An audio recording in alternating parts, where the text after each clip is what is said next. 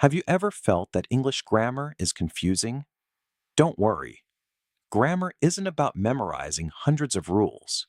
It's about understanding how words work together to create meaningful sentences. In this video, you'll learn the most important grammar concepts that can instantly improve your English speaking and writing. 1. Parts of speech. Every English sentence is built from 8 parts of speech. Noun. Names a person, place, thing, or idea. Example, Rahul is reading a book. Pronoun. Replaces a noun. Example, he is reading it. Verb.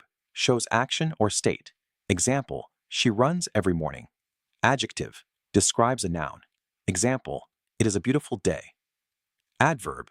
Describes a verb, adjective, or another adverb. Example, she speaks fluently. Preposition. Shows relationship. Example, the keys are on the table. Conjunction. Joins words or sentences. Example, I was tired, but I continued. Interjection. Expresses emotion. Example, wow, that's amazing. 2. Subject and verb agreement. The subject and verb must agree in number. Check mark. He plays football. Cross mark. He play football. Check mark. They are students. Cross mark. They are students. Remember, singular subjects take singular verbs, and plural subjects take plural verbs. 3. Tenses made easy. Tenses tell us when an action happens. Present tense, I study English every day. Past tense, I studied English yesterday. Future tense, I will study English tomorrow. Now let's look at continuous forms. Present. Continuous, I am studying English. Past continuous, I was studying English. Future continuous, I will be studying English. Mastering tenses helps you speak naturally and confidently. 4. Active and passive voice. Active voice. The subject performs the action.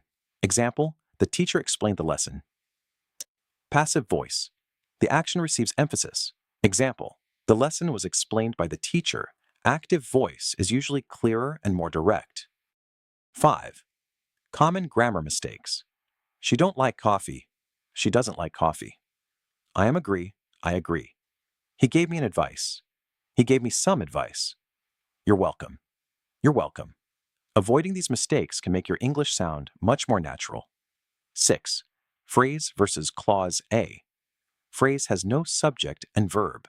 Example, in the morning, a clause has a subject and a verb. Example, when I arrived. Understanding this difference helps you build better sentences.